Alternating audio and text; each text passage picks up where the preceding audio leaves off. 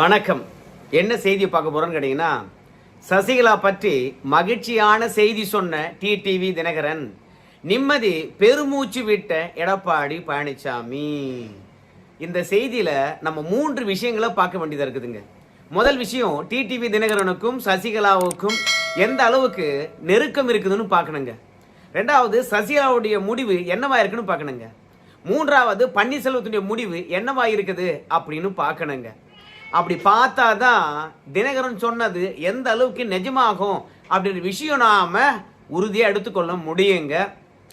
இப்போ எடப்பாடி பழனிசாமியை பொறுத்த வரைக்கும் தினகரன் சொன்னதை வச்சு நிம்மதி பெருமூச்சு விட்டுருப்பாரா அப்படின்னு கேட்டீங்கன்னு வச்சுங்களேன், திமுகவுக்கு எதிராக இருக்கக்கூடிய ஒவ்வொரு சக்தியும் தன் கூட்டணியில இணைத்துக் கொள்ள வேண்டும் என்ற எண்ணம் எடப்பாடி பழனிசாமிக்கு இருக்கு. அப்படி இல்லையா, தன்னுடைய கூட்டணியை பலவீனப்படுத்துகின்ற அளவுக்கு திமுகவுக்கு எதிராக இருக்கக்கூடிய சக்திகள் நடந்து கொள்ளக்கூடாது அப்படின்னு எடப்பாடி பழனிசாமி நினைக்கிறாருங்க.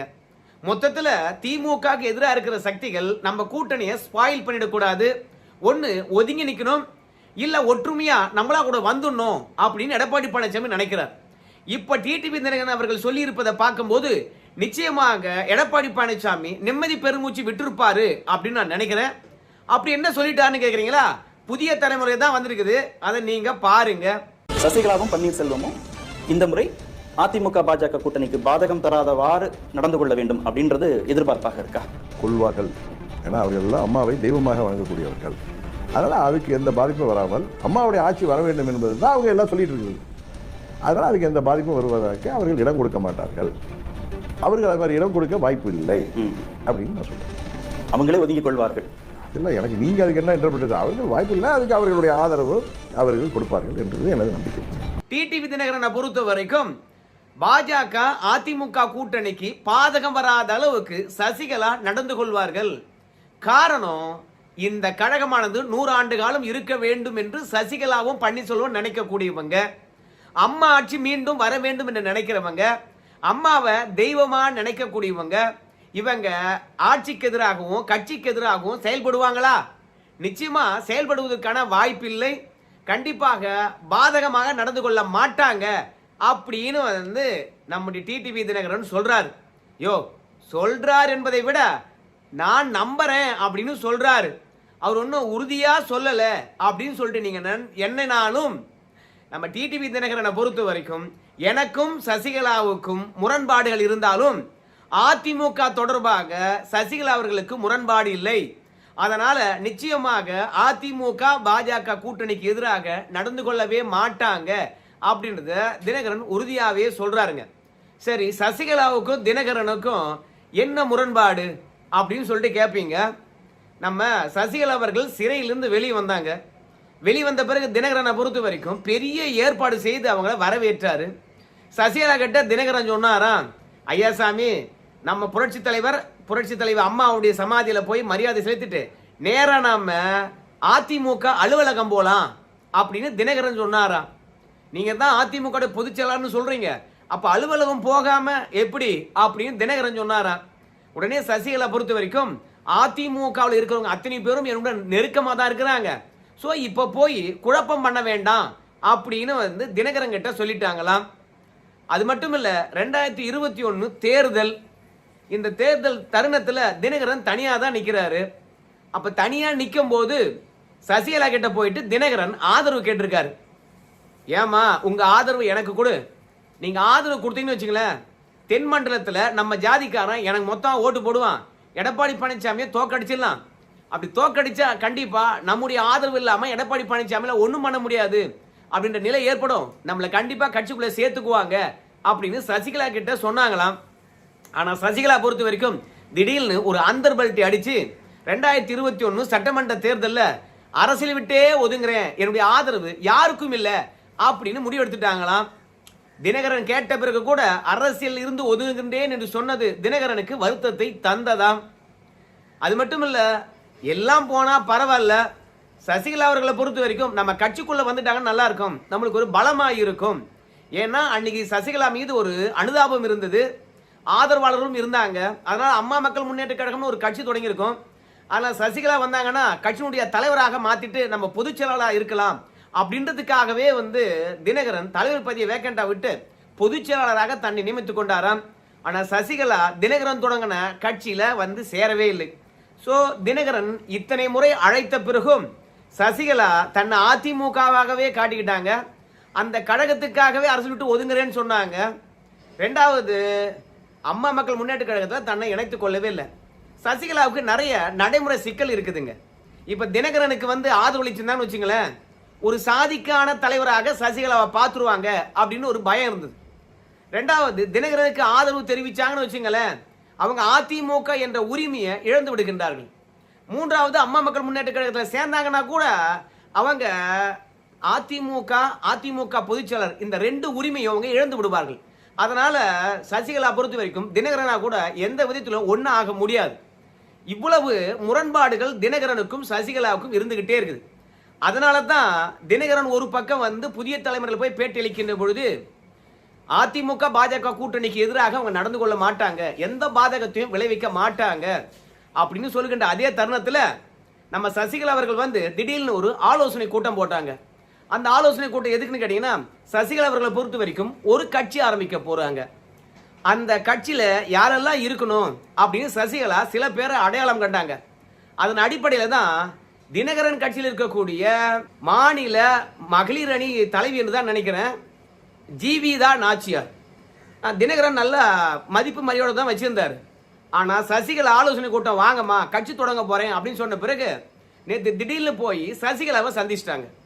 சசிகலாவை சந்திச்ச உடனே ஜீவிதா நாச்சியார நம்ம தினகரன் வந்து பாத்தீங்கன்னா கட்சி விட்டு எடுத்துட்டார். ஆனா ஜீவிதா நாச்சியார் அவர்கள் சசிகலாவுடைய ஆலோசனை கூட்டத்தில் கலந்து கொண்டு வெளியே வருகின்ற போது என்ன சொன்னாங்க கேட்டீங்கன்னா, தினகரனுக்கும் சசிகலாவுக்கும் எந்த விதமான கொள்கை முரண்பாடும் கிடையாது, அவங்க சித்தி தானே, நான் எங்கிருந்தாலும் என்ன ஒன்றும் பண்ண மாட்டாங்க அப்படின்னு நம்பிக்கையுடன் பேசினாங்க. ஆனா தினகரனை பொறுத்த வரைக்கும் சசிகலாவை போய் சந்தித்த உடனே கட்சி விட்டு எடுத்துட்டாரு. ஸோ தினகரனுக்கும் சசிகலாவுக்கும் ஆரோக்கியமான நிலை கிடையாது. அதுலயும் தினகரனை பொறுத்த வரைக்கும் ஜீவிதா நாச்சியாரை கட்சி விட்டு எடுக்கின்ற பொழுது என்ன சொல்றான்னு கேட்டீங்கன்னா, கட்சியினுடைய கொள்கை கோட்பாட்டுக்கு எதிராக செயல்பட்டு விட்டார்கள் அப்படின்னு வந்து கட்சி விட்டு எடுத்திருக்கின்றார். ஸோ தினகரனை பொறுத்த வரைக்கும் சசிகலாவை போய் சந்திப்பதில் தப்பு கிடையாது, ஏன்னா அவங்க சித்தி தான், அவங்களுக்கு ஒரு இயக்கம் கிடையாது. ஆனா ஜீவிதா சசிகலாவை போய் சந்தித்ததுனாலே வந்து பாத்தீங்கன்னா தினகரன் கட்சி விட்டு எடுத்துல ரெண்டு விஷயங்களுக்காக கட்சி விட்டு எடுத்திருக்கிறார். என்ன தெரியுமா? முதல் விஷயம் வந்து தினகரன் கிட்ட சொல்லாமையே அவங்க சசிகலா போய் சந்தித்தது. கட்சியுடைய பொதுச் செயலாளர்கிட்ட சொல்லணுமா இல்லையா, ஏப்பா அவங்க சித்தி கூப்பிடுறாங்க நான் போய் சந்திக்கட்டுமா இல்லையா அப்படின்னு வந்து சொல்லணுமா இல்லையா, ஆனா சொல்லாம போயிட்டாங்க. ரெண்டாவது, திருமங்கலம் தொகுதியை இந்த ஜீவிதா நாச்சியார் அவர்களை குறி வச்சாங்க. இப்ப தினகரனை பொறுத்த வரைக்கும் அதிமுக கட்சியில் வந்து ஐக்கியம் ஆயிட்டாரு. இப்போ திருமங்கலம் தொகுதியில யார் போட்டிடுவாங்க? ஆர்பி உதயகுமார் போட்டிடுவாங்க. ஆனா ஜீவிதா நாச்சியாரை பொறுத்த வரைக்கும் ஆர்பி உதயகுமாரை தாண்டி வேற யாருக்காவது தொகுதி கொடுப்பாங்களா? ஆர்பி உதயகுமார் அவர்கள் திருமங்கலத்தில் என்னைக்காவது தோத்துருக்கிறாரா? அவரு பெரிய கேண்டிடேட்டா இல்ல ஜீவிதா நாச்சியார் வந்து பெரிய கேண்டிடேட்டா? ரெண்டு பேரும் ஒரே ஜாதியா இருந்தாலும் ஆர்பி உதயகுமார் நிச்சயமான வெற்றி பெறுவார். கடந்த காலங்களில் தினகரன் சசிகலா எல்லாம் ஓரம் ஒதுங்கி நிற்கின்ற போது கூட அவர் பெரிய வெற்றி பெற்றார் அந்த இடத்துல. ஸோ அப்படி இருக்கும்போது தினகரனுடன் இருந்தோம்னா நமக்கு அந்த தொகுதி கிடைக்காது. ஏன்னா தினகரனுடன் சேர்ந்துக்கிட்டு அந்த தொகுதியில் நிறைய வேலை பார்த்துருக்காங்களாம், சீட்டு கொடுத்தா போதும் வெற்றி பெற்று விடுவாங்களாம். அதனால யாரா கூட நின்னா என்ன, எனக்கு அந்த தொகுதி வேணும் அப்படின்னு நினைச்சுக்கிட்டு தான் சசிகலாவே நாடி போனாங்களாம். அதனால தான் ஜீவிதா நாச்சியார தினகரன் அவர்கள் வந்து பார்த்தீங்கன்னா கட்சி விட்டே தூக்கிட்டாங்களாம். ஸோ இப்ப தினகரனுடைய நிலைப்பாடு என்னன்னு கேட்டீங்கன்னா, எனக்கு எதிராக என்ன வேலை வேணாலும் பார்ப்பாங்க சசிகலா, எனக்கு அவங்களுக்கு முரண்பாடு இருக்கலாம், ஆனா ஜெயிலில் போயிட்டு வந்ததிலிருந்து இன்னைக்கு வரைக்கும் அதிமுகவுக்கும் அவங்களுக்கும் எந்த முரண்பாடும் இல்லை. எடப்பாடி பழனிசாமியை துரோகி என்று நாங்க வெளிப்படையா விமர்சனம் பண்ணோம். ஆனா உள்ளத்துக்குள்ள எடப்பாடி பழனிசாமி மீது 1000 விமர்சனம் இருக்கலாம், ஆனாலும் எடப்பாடி பழனிசாமிக்கு எதிராக அவங்க கருத்து தெரிவிச்சதும் இல்லை, அவரை பற்றி வெளிப்படையாக பேசுனதும் இல்லை. அதனால நம்ம சசிகலாவுடைய நிலைப்பாடு என்னவா இருக்குன்னு கேட்டீங்கன்னா, அதிமுக பாஜக கூட்டணிக்கு ஆதரவா இருக்குமே கண்டி ஒருபோதும் பாதகம் ஏற்படுகின்ற அளவுக்கு நடந்து கொள்ள மாட்டாங்க அப்படின்னு தான் தினகரனுடைய நிலைப்பாடா இருக்கு. ஏற்கனவே சசிகலா அவர்களை பொறுத்த வரைக்கும் எடப்பாடி பழனிசாமியை பற்றி சொல்லுகின்ற போது ஒரு வார்த்தை சொல்லுவாங்க, நான் நல்லவரைத்தான் வல்லவரைத்தான் தேர்ந்தெடுத்து கட்சிக்கு முதலமைச்சரா போட்டு போன, இன்னைக்கு கட்சியும் ஆட்சியும் சிறப்பாக தான் இருக்குது அப்படின்னு 2021 தேர்தல் வருகின்ற தருணத்தில் சொன்னாங்க. ஆட்சியெல்லாம் போன பிறகு எதிர்கட்சியாக இருக்கின்ற போது கூட கட்சியை உடையாம கட்டுக்கோப்பா வச்சிருப்பதனால மீண்டும் சசிகலா சொன்னாங்க, நான் நியமித்தவர் மீது 1000 விமர்சனங்கள் இருந்தாலும் கட்சியை கட்டுக்கோப்பா வச்சிருக்கிறாரு அப்படின்னு சொன்னாங்க. ஸோ இப்போ எடப்பாடி மீது வந்து பார்த்தீங்கன்னா சசிகலாவுக்கு துரோகி என்ற எண்ணம் இருக்கும். ஆலோசனை கூட்டத்தில் எடப்பாடி மீது துரோகி என்ற பட்டத்தையும் துரோகி என்ற வார்த்தையும் வாரி வீசி இருப்பாங்க, மாற்று கருத்து இல்லை. ஆனால் வெளிப்படையாக அந்த கருத்தை தெரிவிக்கல. இப்போ சசிகலா, ஓபிஎஸ் இவங்க 2 பேருமே வந்து என்ன பேசியிருந்தாங்க கடந்த காலத்தில் அப்படின்னு சொல்லுகின்ற போது, அதிமுகவை ஒரு சமுதாயத்துக்கான கட்சியா மாத்திட்டார் எடப்பாடி பழனிசாமி அப்படின்னு சொன்னாங்க. ஆனா டிடிவி தினகரன்ல இருந்து இன்னும் பல பேர் வந்து அதிமுக கூட்டணிக்கு வந்துட்ட பிறகு சசிகலாவும் ஓபிஎஸும் அதிமுகக்குள்ள சேர்ப்பது முடியாத காரியம். ஒருவேளை என்டிஏ கூட்டணிக்குள்ள வரலன்னு வச்சுங்களேன், மீண்டும் அதிமுக ஒரு சமுதாயத்துக்கான கட்சியா மாத்திட்டாருன்னு விமர்சனம் வைக்க கூடாது. ரெண்டாவது, எடப்பாடி பழனிசாமியை பார்த்து மீண்டும் துரோகின்னு சொல்லிடக்கூடாது. இல்ல ஒரு முக்குலத்தோர் சமூகத்தை எடப்பாடி பழனிசாமிக்கு எதிராக நிறுத்திடக்கூடாது. அதனாலேயே எடப்பாடி பழனிசாமி பயந்துகிட்டு தான் இருந்தார். ஆனா இன்னைக்கு தினகரன் சொன்னதுலேருந்து வச்சு பார்க்கும்பொழுது சசிகலாவும் தினகரனும் ஓபிஎஸும் ஒரே கூட்டணிக்குள்ள வரப்போறாங்கன்றது மட்டும் நல்லா தெரியுது. நீங்க நம்முடைய எட்டிடாக் சேனல் பார்த்திருந்தீங்கன்னா தெரிஞ்சிருக்கும். நம்முடைய நயனா நாகேந்திரன் வந்து எல்லாருமே வந்து பிரதமர் அவர்கள் மார்ச் 1ஆம் தேதி தமிழகம் வருகின்றார், மதுரையில பொதுக்கூட்டம், அந்த பொதுக்கூட்ட மேடையில் எல்லாரும் இருப்பாங்க, கவலைப்படாதீங்க அப்படி சொன்னதில் இருந்தும், தினகரனை பொறுத்த வரைக்கும் கட்சிக்கு எதிராக செயல்பட மாட்டாங்க அப்படின்னு சொன்னதில் இருந்தும் எடப்பாடிக்கு ஒரு நிம்மதி பெருமூச்சு. கடந்த காலம் மாதிரி ஒரு சமூகத்துக்கான கட்சியா மாத்திட்டார் எடப்பாடி பழனிசாமி, கட்சி வளரவே இல்லை, கட்சியில உழைச்சவங்களுக்கு இடமே இல்லாம ஆகிட்டாரு அப்படின்னு எந்த விமர்சனம் வச்சிடக்கூடாது என்று பயந்தாரு. இப்ப தினகரன் சொன்னதிலிருந்து நிச்சயமாக ஒரு நல்ல நம்பிக்கையானது எல்லாருக்கும் பிறந்து இருக்கிறது. எடப்பாடி பழனிசாமிக்கும் நம்பிக்கை பிறந்திருக்கும். பன்னீர்செல்வத்தை பொறுத்த வரைக்கும் அவரும் ஒரு கட்சி தொடங்க போறாரு, என்டிஏ கூட்டணிக்குள்ள தான் வரப்போறாரு. அதை நயனார் நாகேந்திரன் உறுதிப்படுத்தியிருக்கின்றார். அதை நாம அந்த சேனல்ல விரிவா பேசுறதுனால இப்போதைக்கு பேச வேண்டாம். சசிகலாவும் வந்து அவங்க தம்பி தொடங்கினாரு திவாகரன் ஒரு கட்சி, அந்த கட்சி அடிப்படையில் அவங்களும் என்டிஏ கூட்டணிக்குள்ள தான் வராங்க, அதையும் பேசி முடிக்க போறாங்க. பாஜக சார்பில் விபி துரைசாமி அவர்கள் வந்து பார்த்தீங்கன்னா கூட்டணி கட்சியுடன் பேச்சுவார்த்தை நடத்துவதற்கான குழுவை போட்டிருக்காங்க. அதனால சசிகலா அங்க பேசிட்டு இருக்கிறாங்க. திவாகரன் தொடங்கின கட்சி என்னன்னு கேட்டீங்களா, அண்ணா திராவிட கழகம் என்று நினைக்கிறேன்.